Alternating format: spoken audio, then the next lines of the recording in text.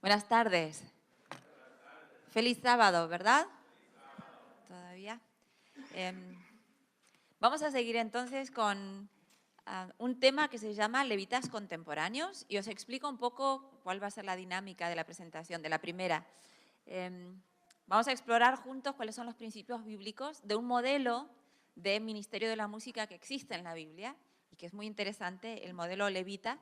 Y luego, en la segunda parte de la presentación, vamos a hablar un poco de algunos ministerios musicales que se están desarrollando alrededor del mundo adventista.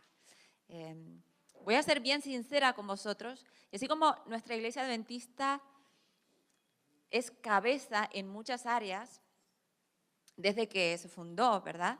En el área de la educación, por ejemplo, fe, integración de la fe en la enseñanza, el tema de la salud, ¿verdad? Hemos liderado. Cuando nacimos como movimiento, fuimos un movimiento con mucha música también. Se publicaban prácticamente un himnario adventista cada 2 años en el siglo XIX, cuando Ellen White comenzó a promocionar el tema de la música, ella, James White y su hijo, sobre todo Edson. Pero en el correr de estas décadas nos hemos ido quedando, y es verdad que como ministerio de música en la iglesia adventista no tenemos demasiado, no hay una organización a nivel de conferencia general, divisiones, unión o asociaciones, conferencias locales, no tenemos departamentos de música. Tenemos departamentos de casi todo, pero no tenemos departamento de música. Entonces, creo que tenemos que ser positivos en nuestra manera de enfocar el tema, no quiero ser pesimista, pero al mismo tiempo tenemos que ser realistas. Y una de los propósitos que me llevan a visitar las iglesias es crear conciencia de que necesitamos ministerios de música organizados en la iglesia. Tengo la bendición de trabajar para la iglesia directamente y conozco muchos músicos que están trabajando para la iglesia y que queremos que de alguna manera se organice mejor la visión y los materiales que podemos ofrecer también a nuestra gente, a nuestra iglesia y, por supuesto, evangelizar a través de la música. Entonces, vamos a explorar un poco, primero, cuáles son los principios bíblicos del ministerio musical y después vamos a hablar un poco de lo que está sucediendo en algunos países que van por delante en el ministerio de la música. Me gustaría empezar a ver si esto... ¿Tengo que apretar algún botón o tendría que...? ¿Sí? All right. No sé por qué. Esto de darle el control a la mujer tiene sus cosas. Vale, gracias. Muchas gracias, Gerardo. Sí, desde que te acercaste enseguida funcionó. En Éxodo 32 se nos habla de el evento en el que los levitas son escogidos. ¿Sí? Entonces, al ver Moisés que el pueblo estaba desenfrenado, pues Aarón lo había permitido, para vergüenza en medio de sus enemigos, se puso a la puerta del campamento y dijo: quien esté de parte de Jehová, únase a mí. Y se unieron a él todos los hijos de Leví. Los levitas comienzan su ministerio como consecuencia de una crisis de liderazgo en Israel, ¿verdad? Y como consecuencia de una crisis de liderazgo en el tema de la adoración. Es interesante porque Aarón cede ante la presión del pueblo. Y el pueblo que había sido liberado de Egipto, pero llevaba todavía a Egipto dentro, ¿verdad? Y en la ocasión en la que Moisés se va y ellos sienten la falta de liderazgo, presionan a Aarón para adorar como ellos quieren adorar. Y es interesante porque el texto bíblico no nos dice que ellos se fueron tras los dioses. Ellos quieren adorar a Jehová, pero a su manera. ¿Y cómo es su manera? Bueno, con lo que ellos han aprendido en Egipto. Y Aarón cede a la presión. Entonces, cuando Moisés baja, y conocéis la historia, llega un momento en el que esté de parte de Jehová, ¿verdad? Dice Moisés, Moisés pide que se una a él. Y la tribu de Leví son los que se unen. Es interesante porque Moisés viene de esa tribu y a partir de ese momento Dios elige a esta tribu para servir en el templo. Y parte de ese servicio eran los levitas músicos. Todos estos hombres estaban bajo la dirección de su padre mientras tocaban música en la casa del Señor. Entre sus responsabilidades estaban tocar címbalos, arpas y liras en la casa de Dios. Asaf, Jedutún y Emán dependían directamente del rey. Todos ellos juntos con sus familias eran expertos en tocar música delante del Señor. Y todos, 288 en total, eran músicos por excelencia. Ya estamos ahora en el tiempo de David, ¿verdad? Pero, ¿por qué se eligen entonces a los levitas? Y es la primera pregunta que nos viene. ¿Por qué los levitas y no otra tribu? ¿Es que eran los mejores cantores? ¿Eran los mejores instrumentistas? ¿Eran los mejores compositores de Israel? Fueron en su momento los más fieles. Cuando se probó la fidelidad, los levitas se mantuvieron fieles a Dios. Y esa es la primera condición, el primer requisito para ser un levita, es la fidelidad. Yo creo que de esto podemos aprender una lección los músicos, ¿sí? A veces, y yo no sé si esto es una casualidad, pero me ha pasado muchas veces que cuando hacemos ministerios musicales en la iglesia, no es tan difícil encontrar gente talentosa como gente que esté dispuesta a consagrarse y a ser fiel a Dios. Fiel para venir a los ensayos a tiempo, fiel para tener el espíritu correcto, fiel para decir, bueno, aquí voy a tocar menos o aquí no voy a tocar, porque no se trata de que yo sobresalga, yo no soy la estrella, aquí el que tiene que brillar es Jesús. Entonces, la fidelidad a Dios es el primer requisito. Y a veces es duro porque a mí me ha pasado, por ejemplo, estar en un equipo de alabanza donde practicábamos muy bien, la gente se aprendía la música y luego el sábado por la mañana cuando venían ya vestidos para adorar, una ropa que decían, es que la gente no se puede concentrar en la adoración si vas vestida así. Y estuve luchando con eso, pero probamos de todo, probamos códigos de vestimenta, túnicas, pero evidentemente trabajamos con generaciones jóvenes y no siempre se entiende lo que uno quiere transmitir.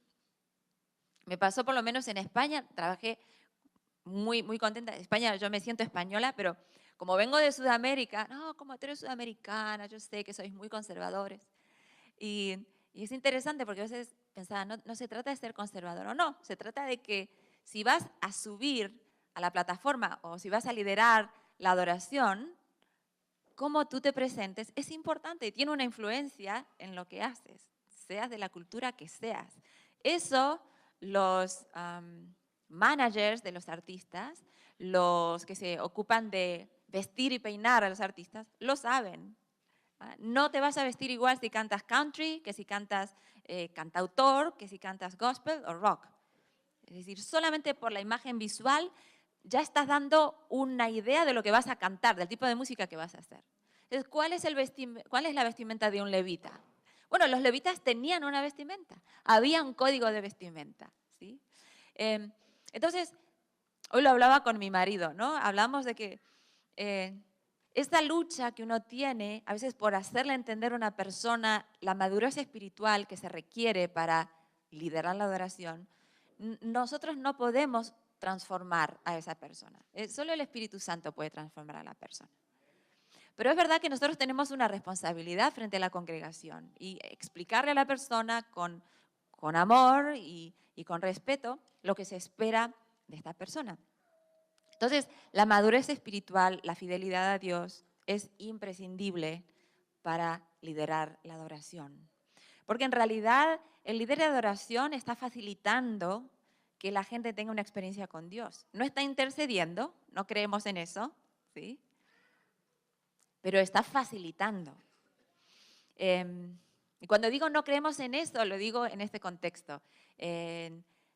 Vamos a hablar más tarde de eso, pero en la Iglesia Católica durante muchos años, sobre todo en la Edad Media, el Renacimiento, la congregación dejó de cantar y cantaba solamente un pequeño grupo de curas o monjes, porque la congregación no podía cantar porque según la iglesia desafinaban. Entonces solo cantaban un grupo selecto de monjes.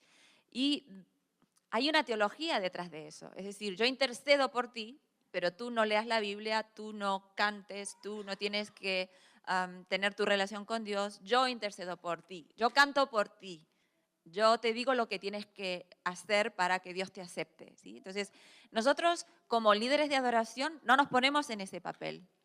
Todos somos sacerdotes, amén. Es lo que dice el Evangelio. Pero sí que facilitamos la adoración. Sí que somos una especie de Juan el Bautista de la adoración. Es decir, creamos el ambiente para que la palabra de Dios sea presentada. Y cuando creamos ese ambiente, a través de la música, entonces nos retiramos y la palabra de Dios crece. Y para eso uno necesita tener una cierta madurez espiritual. Uno necesita entender que tiene que presentarse de una forma humilde ante el Rey de Reyes y Señor de Señores, que se humilló por nosotros y se hizo siervo. Entonces, si Él fue siervo por mí, ¿cómo no voy a ser siervo yo por mis hermanos, ¿no? Así que el primer requisito es la fidelidad. Entonces, ¿qué hacemos si tenemos en nuestro equipo de alabanza alguien que va de divo o de diva, ¿sí? Que siempre quiere tener el protagonismo, que siempre quiere los solos, que se enfada si no tiene más micrófono que el resto o que empieza a tener actitudes de sobresalir? ¿Qué hacemos? Bien, como decíamos antes, la madurez espiritual no la provocamos nosotros, la provoca el Espíritu Santo, es un producto del Espíritu Santo. Lo que sí que podemos hacer como líderes de adoración es fomentar un momento de reflexión espiritual antes de los ensayos. Y eso es muy importante. Es decir, si dedicamos 1 hora a ensayar al día, a la semana o 2 horas, algo que funciona es por lo menos la primera hora oramos juntos. El que no viene a orar no va a tocar ni a cantar, porque es parte de nuestro entrenamiento. Porque si no fomentamos una madurez espiritual, a veces no podemos simplemente tener esa expectativa, ¿no? Esperar que nuestro equipo todos tengan una madurez espiritual y entiendan por qué hacemos lo que hacemos. Es algo que tenemos que fomentar, educar y volver a repetir como líderes de la adoración. Los levitas tuvieron claro cuando hubo que decidir cómo adorar, tuvieron claro con quién estaban. Estaban de parte de Dios y estaban en contra de la idolatría. Así que por eso fueron elegidos como ministros, ¿no?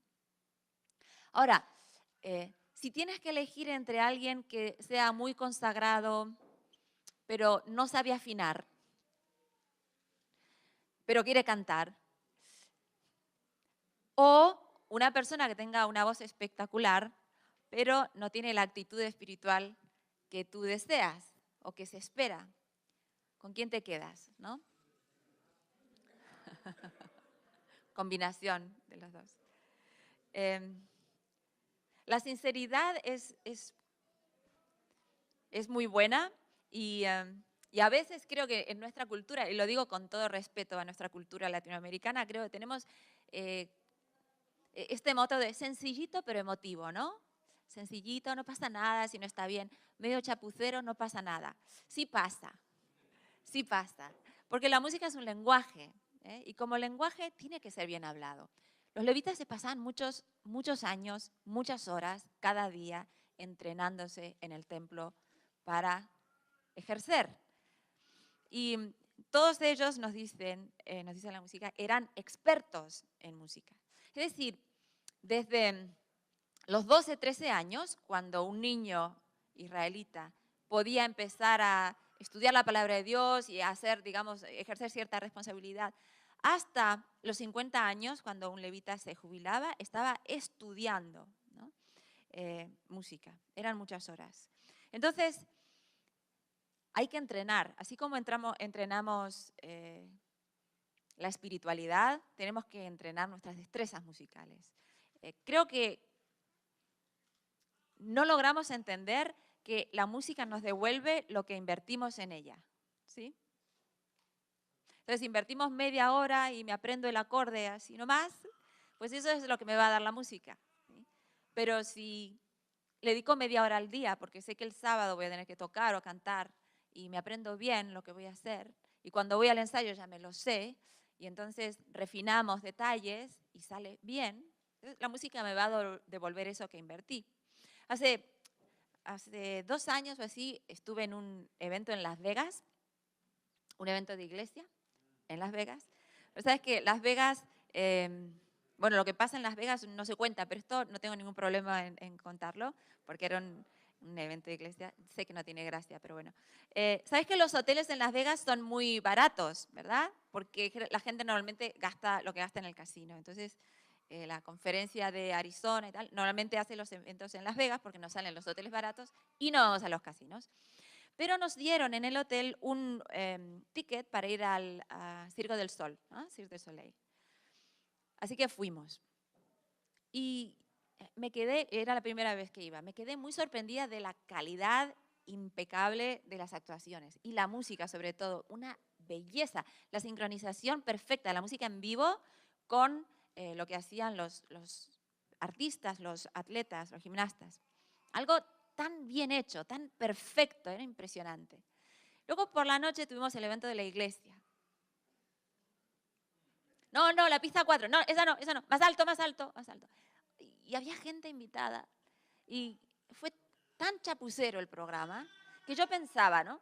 Nosotros tenemos el mensaje. Es que no hay un mensaje más bonito que este y más importante que este, ¿no? Y a veces lo comunicamos de una manera tan barata, tan chapucera, ¿no? Y la gente del Circo del Sol, que tiene un mensaje también importante sobre el arte, la belleza, es también un negocio, pero ¿cómo lo comunican? Tú sales de allí con la sensación de esto ha sido excelente, perfecto, inspirador, espiritual, porque el arte es por naturaleza espiritual. Interesante. Entonces, si queremos que nos escuchen, tenemos que tener un mínimo de calidad, sobre todo en el siglo XXI. Anoche preguntaba Hadid, ¿la música religiosa tiene que ser diferente de la secular? Sí, tiene que ser diferente de la secular, pero como músico profesional pienso, ojalá la música religiosa tuviera la calidad que encontramos en la música secular, en mucha de la música secular. La calidad técnica, es decir, hay un mínimo de calidad alto y a veces nuestra música religiosa no tiene ese mínimo de calidad. Bueno, en el ministerio de los levitas no pasaba eso, la música era de calidad, porque esta gente estudiaba mucho. ¿Cuál es el equilibrio? Es decir, entonces si no tenemos a alguien que sea, no sé, máster o doctor en una disciplina, no puede venir a adorar. No estamos diciendo eso. Excelencia es hacer lo mejor con los recursos que tengo. Lo mejor que puedo con los recursos que tengo. Así que esta mañana, por ejemplo, yo estaba aquí y he visto cómo este niño tocaba el cajón, excelente, y esta jovencita tocaba el violonchelo, excelente. Bueno, son jóvenes, todavía no son artistas profesionales, pero tú podías ver que habían puesto tiempo en lo que estaban haciendo y que lo hacían con mucha calidad. Yo pensaba, qué bueno que tengamos una generación que está creciendo en el ministerio de la música, ¿no? Dentro de la iglesia. Es decir, excelencia no quiere decir que tengamos que ser todos súper especialistas en lo que hacemos, pero que le dedicamos tiempo y que lo hacemos lo mejor que podemos. Importante ese principio en el ministerio levita. El Señor le dio otras instrucciones a los levitas, a Moisés, perdón. Los levitas seguirán esta regla, empezarán su servicio en el tabernáculo a la edad de 25 años y se jubilarán a los 50 años. Me gusta esto de jubilarse a los 50. Pero ¿por qué había una edad para los levitas? ¿No? Es interesante que hay un tiempo para empezar y un tiempo para terminar, porque hay unos levitas que vienen y hay que dejarles lugar. Hay que dejar lugar a la generación joven. Hay que formar a la generación joven. ¿Sí? No solamente decirles cuando no hacen las cosas bien, porque se la decimos muchas veces, y asumimos que ellos tendrían que saber cómo se hacen las cosas bien. Y yo pregunto, ¿quién entrena a nuestros jóvenes? Aparte de YouTube. Es decir, ¿cómo ellos aprenden cómo seleccionar repertorio? cómo trabajar con la comisión de adoración, cómo tocar, acompañar himnos. En el himnario tenemos las voces, no tenemos el acompañamiento. ¿Cómo se aprende eso? ¿Cómo componer cantos para la iglesia? Porque tenemos muchísimos talentos en los jóvenes. ¿Quién les enseña? Bueno, los levitas tenían un sistema en el que los padres enseñaban a los hijos. Ellen White nos explica que cuando ellos iban por el desierto, la ley de Dios la cantaban con música y así se fijaba en la mente y nunca más se la olvidaban. ¿Y quién enseñaba eso? Los padres enseñaban a los hijos. Ellen White dice, los padres enseñaban a los hijos y los adolescentes enseñaban a sus hermanos pequeñitos a tocar instrumentos. ¿Quiénes hacían esos instrumentos? Los padres, ¿sí? Cazaban el lagarto, lo abrían, sacaban sus vísceras, las vaciaban al sol, las secaban, hacían las cuerdas, cierto, si da un poquito de asco hoy. Hoy solamente vamos a Guitar Center y compramos las cuerdas, ¿verdad? Pero en aquel entonces hacían los instrumentos, todo desde el principio. ¿Quiénes hacían esto?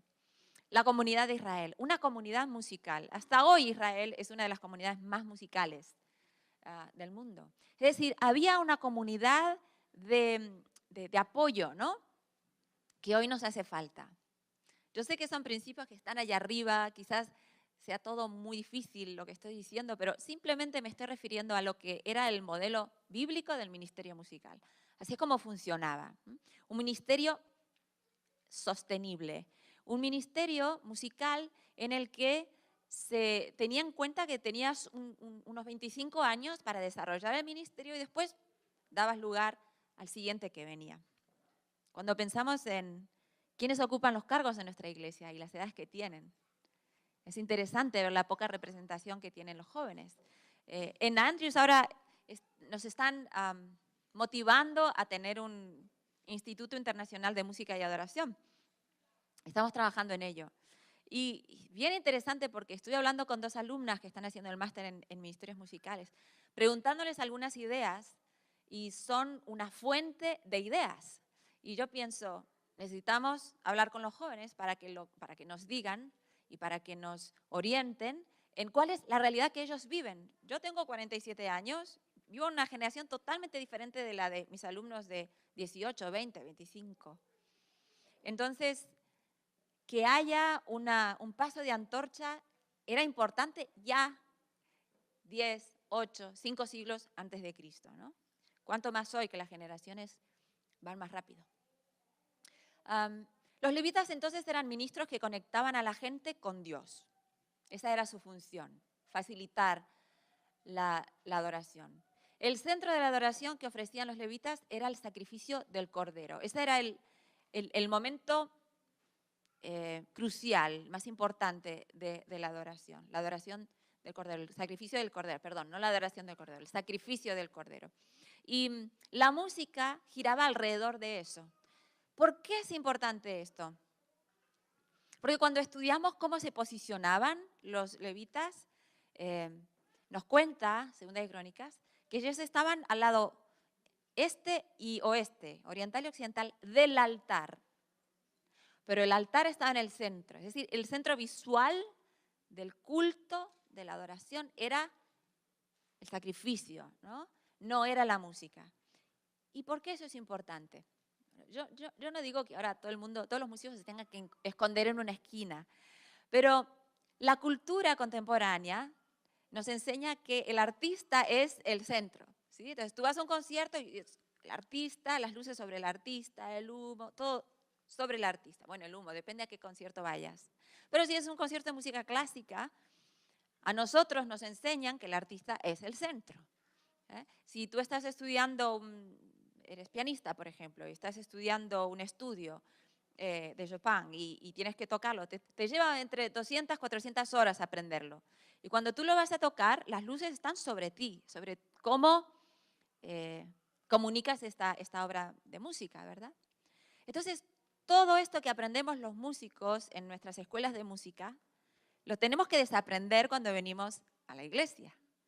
Porque es verdad, no se trata de mi música, se trata de usar lo que sé, pero el centro es el Cordero, el centro es quién murió por mí, lo que está haciendo por mí, no lo que yo estoy haciendo ahora, ¿sí?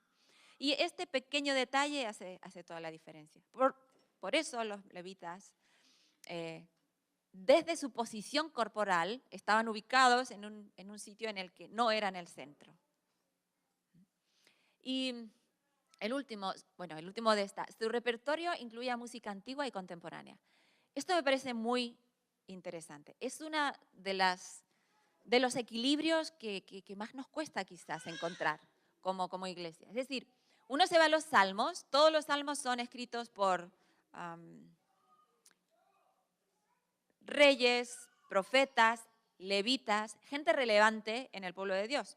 Muchos de ellos son levitas, es decir, lo que hemos leído antes, ¿no? Asaf, Jedutum, Emán, Coré, Salomón, David, Moisés, todos ellos escriben salmos y están continuamente produciendo nueva música.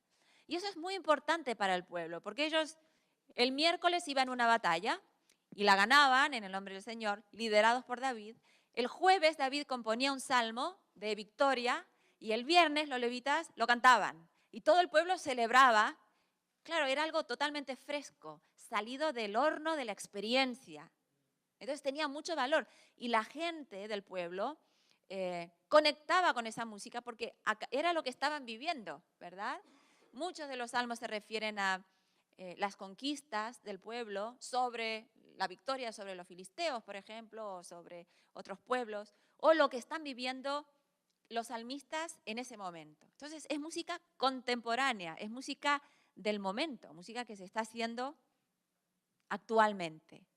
Sin embargo, también el pueblo cantaba el Salmo de Moisés, por ejemplo, el Salmo 19, el Salmo que Moisés canta en el cruce del Mar Rojo, y otros salmos que son, de alguna manera, una forma de honrar el legado israelita, ¿sí? Entonces hay música antigua y hay música nueva dentro del repertorio que cantan. No todo es antiguo. En ninguna parte de la Biblia dice, no dejen de cantar los cantos del pasado, por ejemplo. No, la Biblia continuamente nos está invitando a cantar un canto nuevo, nuevo, nuevo. Más de 12 veces. ¿Por qué nuevo? Justamente porque el canto bíblico es un canto fresco de la experiencia, de lo que está pasando con Dios en mi vida. Y eso me parece un principio muy rescatable. A veces tenemos miedo de lo nuevo. Lo nuevo no es bueno ni malo simplemente por ser nuevo. Tenemos que filtrarlo, tenemos que ver si es edificante para la iglesia. Pero no tengamos miedo de lo nuevo solo porque sea nuevo. O no sigamos cantando lo viejo solo porque es viejo. Hace poco hemos tenido una revisión del himnario, ¿verdad? Y esto ha causado tanta división en tantas iglesias, terrible. No, nosotros no usamos el himnario nuevo, por ejemplo, usamos solo el himnario viejo. En muchas iglesias que he visitado tienen este debate. ¿Y por qué no se canta el himnario nuevo? Bueno, porque hay canciones de Michael Smith, por ejemplo, que es un artista contemporáneo. ¿Y cuál es el problema que hayan canciones de Michael Smith? Oh, Michael Smith no es adventista, es evangélico. Oh, bueno, pero Beethoven tampoco era adventista y cantamos himnos de Beethoven. Mozart tampoco era adventista. Levántate, cristiano. Es de Mozart. No solo no era adventista, es que Mozart, en fin, mejor no ahondar mucho en su biografía, ¿sí? Digamos que muy cristiana su vida no fue. Cantamos Cristo Señor, de Sibelius, que era espiritista, masón. Y nadie dice, no vamos a cantar esto porque era de Sibelius. Como nadie conoce la biografía de Sibelius, ojo que no ve, corazón que no siente. Pero como Michael Smith está vivito y coleando, no cantamos Michael Smith. ¿Sí? Entonces, lo nuevo o lo viejo no es un valor en sí mismo. Los valores son, si la teología es una teología de acuerdo a la que profesamos los adventistas, y la música de alguna manera comunica la teología. Pero no si el compositor fue bueno o malo, porque si nuestro baremo, si nuestro parámetro es si el compositor fue bueno o malo, aquí no cantaríamos nada, ¿sí?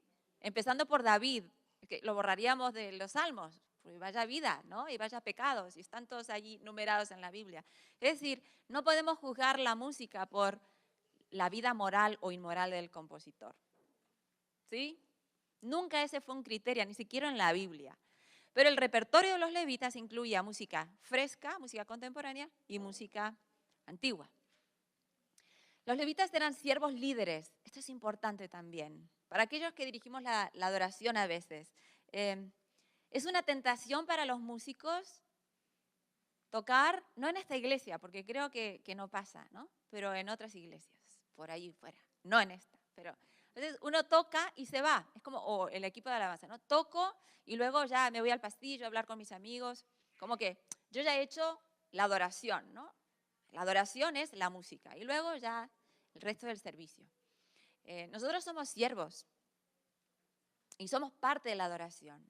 Entonces, educar a nuestros músicos en la comunidad y en entender que somos parte de la comunidad es importante. Los músicos somos una especie interesante, que nos formamos individualmente, porque si tú quieres tocar un violín, un piano, un violonchelo, tú sabes que te tienes que pasar muchas horas solo, ¿verdad? Tú no puedes aprender el piano en comunidad, aprendes solo, los instrumentos se aprenden uno solo con el instrumento. Entonces, luego puedes tocar en un conjunto, pero la práctica, y son horas y horas y horas de práctica, ¿verdad, Fiorella? Son muchas horas.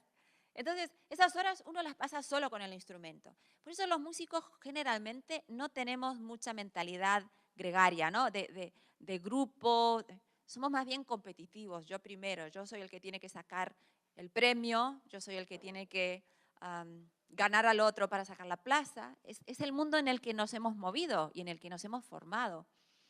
Entonces, cuando venimos a la iglesia, esto de trabajar como siervos del otro, alguien nos tiene que enseñar eso, porque nosotros no hemos aprendido eso. Hemos aprendido todo lo contrario, ¿sí? Entonces, esa mentalidad de siervo líder tenemos que trabajarla en la iglesia.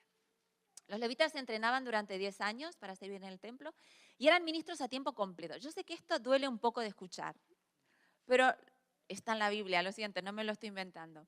Los levitas vivían de las ofrendas y diezmos del pueblo, ¿sí? Así como hoy nuestros ministros del Evangelio viven de, digamos, de los diezmos de nuestra iglesia, los músicos, los ministros de música también vivían de ello. Esto es algo que creo que nos cuesta mucho entender como iglesia, porque no tenemos esta dinámica, esta tradición. En otras iglesias sí que la tienen. La iglesia presbiteriana, la iglesia anglicana, la iglesia evangélica, incluso la católica. Muchos de ellos tienen ministros de música y lo ven como algo totalmente normal. En nuestra iglesia hay países donde están empezando a tener ministros de música, pero no se ve todavía como algo normalizado. Se hace camino al andar. Pero hay iglesias grandes aquí en Estados Unidos, como Loma Linda o Sligo o Oakwood o La Sierra, que tienen ministros de música. Andrews tiene un ministro de música a tiempo parcial, por ejemplo. Pero en general, las iglesias no pueden financiar un ministro de música. Sería muy caro para una iglesia pequeña financiar un ministro de música. Lo que hacen otros países es, un ministro de música trabaja para 3 o 4 iglesias y durante la semana da clases particulares, ¿ah? Convirtiendo la iglesia, el edificio de la iglesia, en una escuela de música, lo que da excelentes resultados. ¿Por qué? Se ha hecho un estudio y las iglesias que tienen a sus niños y jóvenes aprendiendo música y enganchados con actividades musicales tienen de un 70 a un 80% más de retención que otras iglesias. Y Ellen White dice esto, ella dice que deberíamos en nuestras iglesias formar a nuestros niños y nuestros jóvenes en la música. Es un modelo interesante. En Cuba, no sé si aquí hay algún hermano de Cuba, pero en Cuba se hizo eso, ¿verdad? Durante mucho tiempo. Aquí un hermano que nos va a contar. ¿Sí? ¿Escuchamos todos? Yo tuve el privilegio. ¿No me oyen? No oye, pero ayuda. Yo tuve el privilegio de empezar en mi iglesia el Ministerio de la Música en Cuba. Fue una historia interesante y no viene al caso aquí, pero allí se fue extendiendo de mi iglesia a otras iglesias, a otras iglesias. La conferencia captó la idea y nos robó a nosotros el ministro de la música para que él entrenara a toda la provincia y después las otras provincias siguieron el mismo énfasis. Y yo le puedo decir que es difícil de esa época que no hubiera un joven de la iglesia que no tocara un instrumento. Cuando teníamos esos congresos que se reunían 800, 900 mil jóvenes, todos eran músicos. El que no era músico de la voz era un instrumento, así que aquello era el cielo. Es una bendición, una bendición. Gracias, qué bueno tenerlo aquí. Yo no conozco a ningún cubano que no sea músico, debe haber alguno. Bueno, ya estamos, la excepción de la regla. Bueno.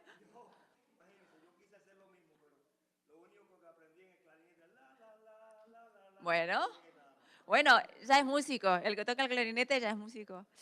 Pero este es un modelo, Cuba, muy interesante, porque realmente está funcionando y ha funcionado. La realidad, por lo menos lo que nos cuentan, es que es difícil para un cubano acceder al conservatorio. Y de alguna manera la Iglesia ha cubierto esa necesidad, ¿no? También Cuba es un pueblo muy, muy musical, como muchos otros, ¿no? República Dominicana, musical Puerto Rico, ¿sí?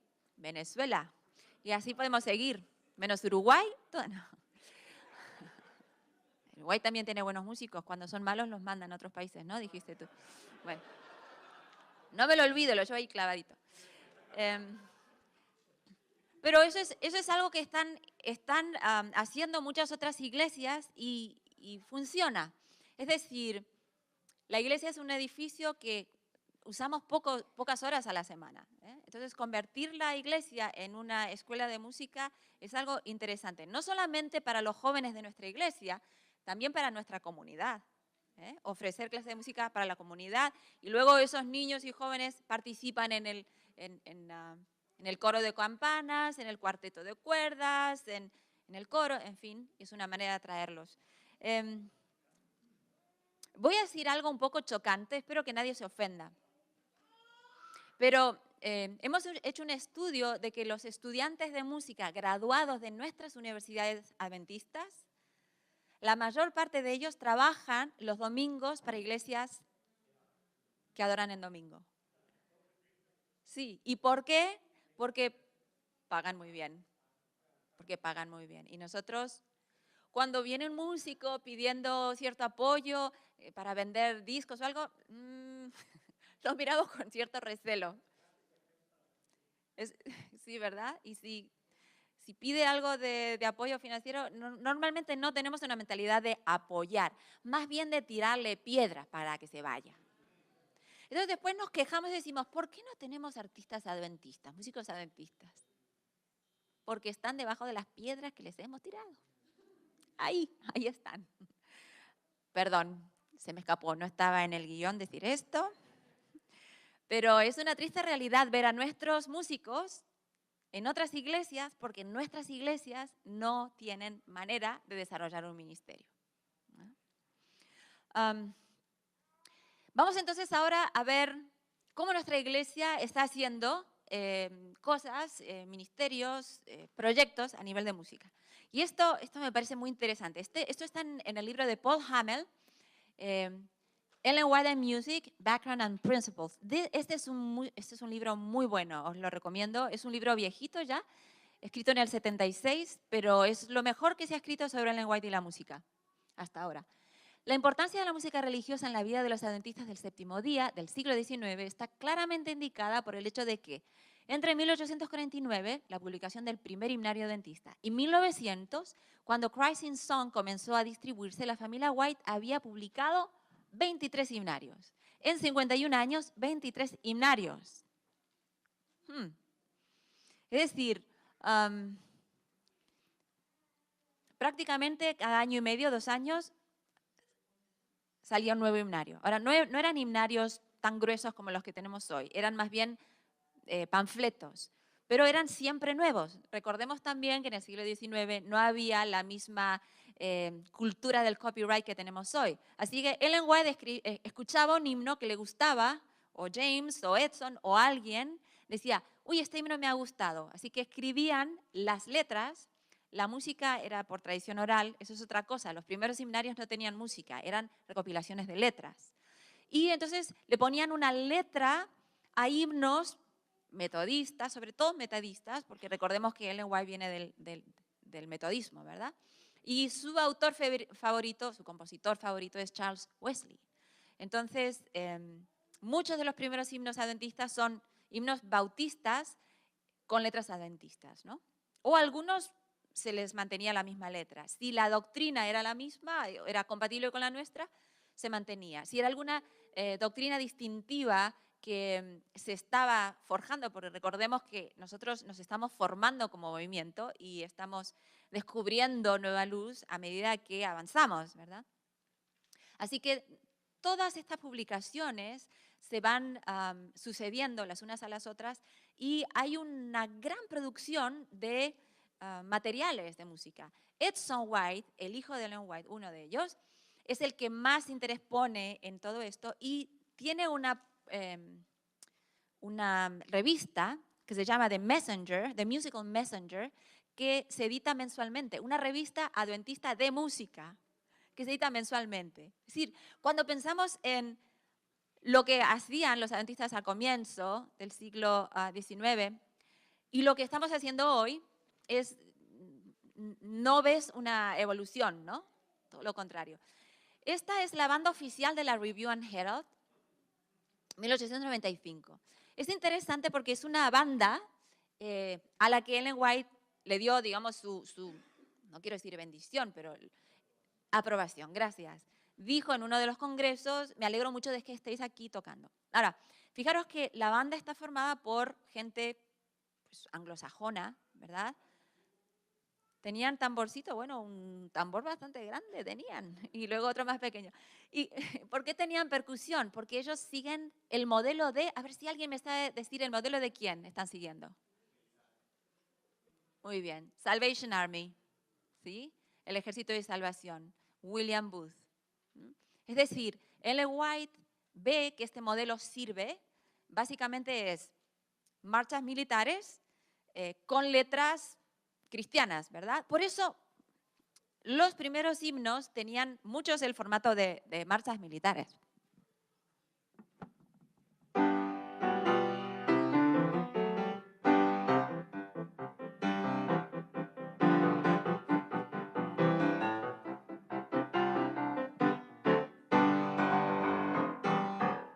¿Sí? Marcha militar. Y así podríamos, a ver, otro que se os ocurra, firme hacia adelante, ¿sí?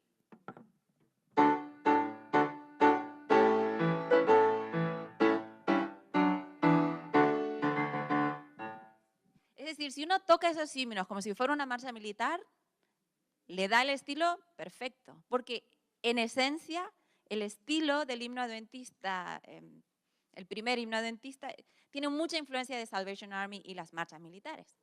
Y era muy efectivo para su época, es decir, a la gente le gustaba mucho porque era familiar a su oído, era enérgico. Normalmente estos desfiles militares pues son un despliegue de fuerza, de disciplina también, estaba muy en consonancia con el espíritu norteamericano del siglo XIX, la segunda mitad del siglo XIX.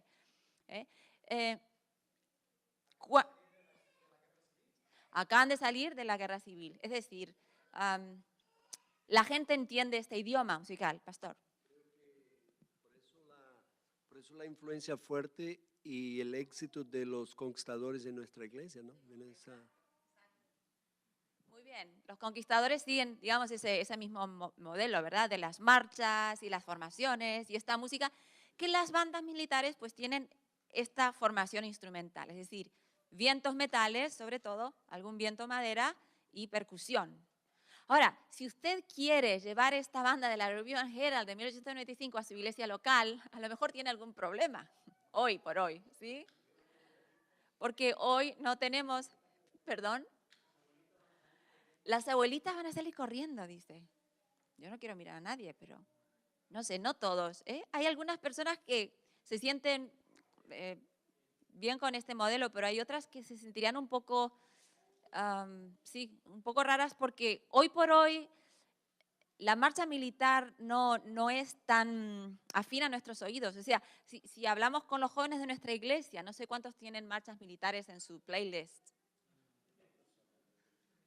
Bandas sonoras, ¿no? Las bandas sonoras han reemplazado a las bandas militares. Que ya tenía que salir el lingüista con las bandas y eso. Muy bien. En el siglo XX, perdón, se han publicado 2 himnarios adventistas en español, en 1921 y 1962. Ahora, quiero comparar esta triste diapositiva con esta. ¿Sí? En 51 años, 23 himnarios. Siglo XX, 2 himnarios. Pero, ¿sabéis lo más triste de esto? Es que estos 2 himnarios en español no son 2 himnarios en español, son el himno norteamericano publicado al español 50 años después. ¿Sí? Entonces, en el himno en inglés escuchamos que queda precioso, Sweet Hour of Prayer, ¿ah? Sweet Hour of Prayer, porque así es como se habla, Sweet Hour of Prayer. Y nosotros cantamos dulce oración, dulceo. Y nos hemos acostumbrado a cantar dulceo, pero no hablamos así, no decimos dulce oración, decimos dulce oración, no dulce, ¿sí o no? No decimos dulce, decimos dulce. Pero cantamos dulce y nos parece lo más natural. ¿Por qué? Porque siempre lo hemos cantado así. Y lo mismo pasa con muchas frases que no sabemos bien lo que quiere decir. Sigamos al adalid. ¿Quién es el adalid? Una vez me preguntó mi hijo, digo, ¿el adalid? Pues el adalid, tendré que buscar la palabra en el diccionario. Mis hierros rotos quedan ya. Una vez una amiga me dijo, ¿eso quiere decir que te has quitado la ortodoncia? Digo, no, no tiene nada que ver con eso. Es una manera de decir, las cadenas se han roto. Pero, con todo mi respeto a los traductores, es muy difícil traducir una poesía en otro idioma. Entonces, caes en la rima, ¿verdad? Caes en la rima que, bueno, al final de la frase tiene que rimar y normalmente las rimas son las mismas y las frases, pues, son un español un poco arcaico, ¿no? Pues un español del siglo XIX. Entonces, claro, viene Jesús Adrián Romero con Que seas mi universo. Y tú te das cuenta que esa canción ha sido compuesta en español. Que seas mi universo suena español, ¿sí? Entonces, Jesús Adrián Romero salió en una entrevista en Eurovisión y está vivo y hace las cosas por dinero y bla, bla, bla. Entonces, la podríamos entre todos, ¿por qué? Porque están vendiendo mucho, ¿sí? Y lo hacen las cosas por marketing, eso es lo que he escuchado. Bueno, yo no puedo juzgar las intenciones de Jesús Adrián Romero. Lo que sé es que algunas de sus canciones están muy bien escritas, tienen una letra muy poética, con mucha calidad, y me hablan de un Jesús con el que yo puedo conectar. Y está escrita en español y se nota eso. Enseguida lo notas. Ahora, si usted piensa en la calidad de poesía que tenemos en los países latinoamericanos, es impresionante. Y la calidad de cantautores que tenemos. Y las letras tan absolutamente bellas que se han hecho. Hablo de la música secular. Entonces, cuando gente que no conocía a Jesús viene a nuestra iglesia y escucha estas letras, es muy difícil para ellos conectar con nuestras letras, porque son muy, arcaicas, ¿sí? Muy encartonadas y no, es difícil, forzadas, esa es la palabra, ¿verdad? Y se nota que alguien ha intentado encajar otra cultura de otro idioma en algo que pueda ser español, más o menos, ¿no? Nuestra cultura. Entonces no se traduce igual, ni la letra ni el espíritu. Entonces, en realidad, un himnario en español adventista todavía no se ha publicado. Y quiero felicitar a nuestros hermanos mexicanos porque han logrado que en la himnaria haya un himno de México más allá del sol. ¿Ah? Que es todo un logro. ¿Sí? Bueno, algo es algo. Entre 700 himnos, uno mexicano. Sí. Sí, muy bien. Exactamente, la gente participa de ese himno, ¿verdad? Sí. Hay mucho trabajo por hacer, como veis, mucho trabajo por hacer. Se puede interpretar esto como, bueno, qué mal, qué atrasados estamos, o Qué bien, ¿cuánto hay por hacer? Todo lo que queráis hacer en ministerio musical. Lo que decía antes de Jesús Adrián Romero, por ejemplo, se le critica un poco porque vende mucho, ¿no? Y parece que hace las cosas por vender. Ahora, no sé cuántos de vosotros habéis sido colportores. Yo he sido colportora un tiempo, ¿verdad? Y nosotros sabemos que es un ministerio, pero es un ministerio en el que tienes que vender libros, ¿verdad? La página impresa. Bien, yo sueño con una iglesia que venda canciones, porque soy compositora. Y digo, pues qué bien si además de libros podemos vender canciones para que la gente la tenga en su teléfono, en su iPad, y pueda escuchar de Jesús y pueda conectarse con Jesús a través de nuestras canciones. ¿Amén? Sí. Así como la Biblia es un mensaje que no se ha de adulterar, ni una jota ni una tilde ha de cambiar, y nosotros somos conscientes de eso, pero intentamos traducir ese mensaje de forma contextualizada, contemporánea. Así que tenemos paráfrasis, ¿sí? Tenemos Biblias para niños, para mujeres, para adolescentes, con colores, con viñetas. Y cuando venimos a la iglesia, no creo que el pastor os diga, por favor, que todo el mundo traiga la Reina Valera del 66. No creo, ¿verdad? Quizás esa sea su versión favorita, pero cada uno trae su versión favorita de la Biblia, ¿sí? O cuando pensamos en la música, somos bastante más inflexibles con las canciones que cantamos que con la versión de la Biblia que usamos, ¿sí o no? Es decir, hay un cierto concepto de que las canciones que estén fuera del canon del himnario no tienen la misma validez o el mismo valor. No sé de dónde sacamos eso, pero lo sacamos de algún sitio, ¿verdad? Entonces, lo que hemos hecho hasta ahora, bueno, es lo que se ha podido hacer, pero no es lo mejor que podemos hacer, ¿verdad? Musicalmente. Hay mucho por hacer. Llegar a la gente, a su mentalidad, a su generación, a su cultura, con el mensaje del Evangelio. Por supuesto que con la palabra impresa, primero, eso no hay ninguna duda, primero. Pero la palabra de Dios también se puede comunicar a través de la música, en diferentes culturas, idiomas, a través de diferentes generaciones también. Cuando vemos la creación de Dios y cómo Dios ha hecho, por ejemplo, pájaros con diferentes sonidos, diferentes colores, plumas, texturas, y nunca he visto a un canario decirle a una paloma, tú no cantes porque tú tienes un sonido muy bajo o muy grave. O al águila decirle al gorrión, tú no cantes que tu sonido es muy suave, le falta poder, ¿no? Cada uno adora a Dios desde el sonido que Dios le ha dado, que es un timbre muy particular, es tan particular que ninguno de nosotros tenemos un timbre igual al otro. Increíble, ¿no? Hasta ese detalle Dios ha cuidado porque Él ama la diversidad, no solo la tolera, la ama, la ha creado la diversidad. Los que tenemos problemas con la diversidad no somos nosotros, ¿sí? No es Dios. Entonces, en términos de diversidad, creo que tenemos un largo camino que recorrer en música dentro de la iglesia. ¿Cuál es el sonido de la música adventista? ¿Cómo suena la música adventista? ¿Hay música adventista? Yo diría que hay músicos adventistas. Hay músicos adventistas, ¿sí? La música, pues no tenemos, que yo sepa, un acorde que diga, este acorde es un acorde adventista. O esta escala, este modo, este instrumento es adventista. No, en realidad no. Pero sí que tenemos músicos que podemos hacer música que hable de lo que los adventistas queremos que el mundo conozca, del mensaje adventista, a través de la música.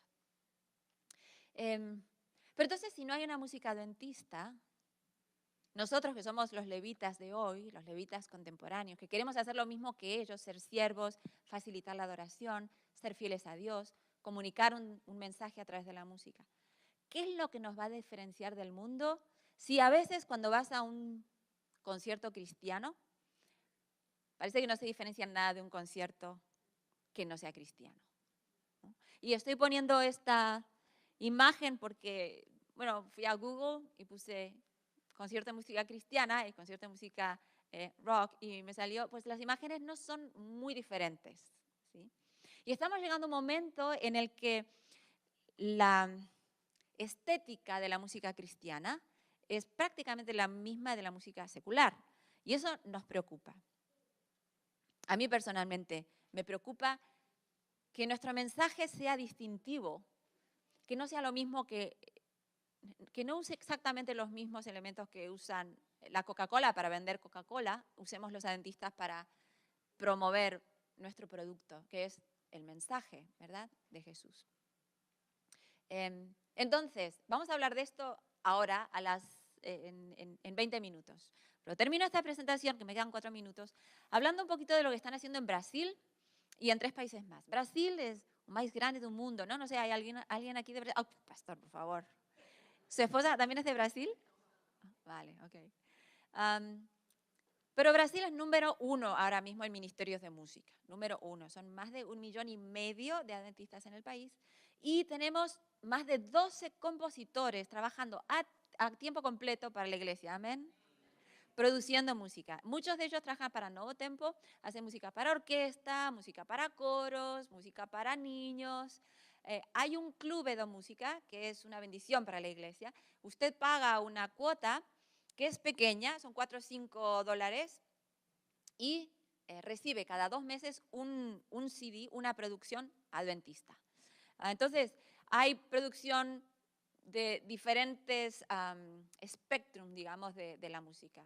Orquestal, porque Brasil tiene 3 recording studios, ¿no? Estudios de grabación que son adventistas y trabajan de forma profesional. Tan profesional que ahora mismo tenemos 7 grupos o artistas adventistas en Brasil que han sido contratados por la Sony, porque tienen una calidad tan buena que la Sony dice, yo te quiero distribuir. Esto nos interesa. Nos interesa. La otra vez estaba hablando con uno de ellos, vosotros muchos los conocéis, los hermanos Arraiz, ¿verdad? Los Arraiz.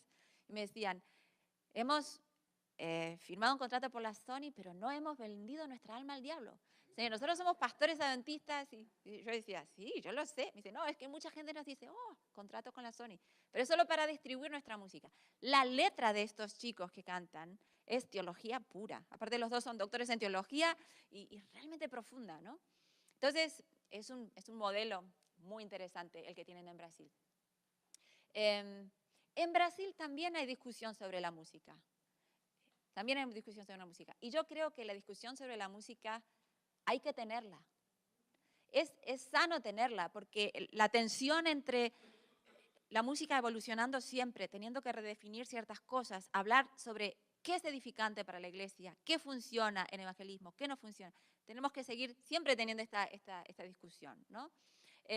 Pero, aunque hay una tensión entre los que quieren más cambio y los que no quieren tanto cambio, aunque se han ido algunas personas o algunos artistas a extremos, por lo menos yo lo pienso así, a extremos quizás demasiado parecido a lo que el mundo ofrece, pero es parte del diálogo en la música.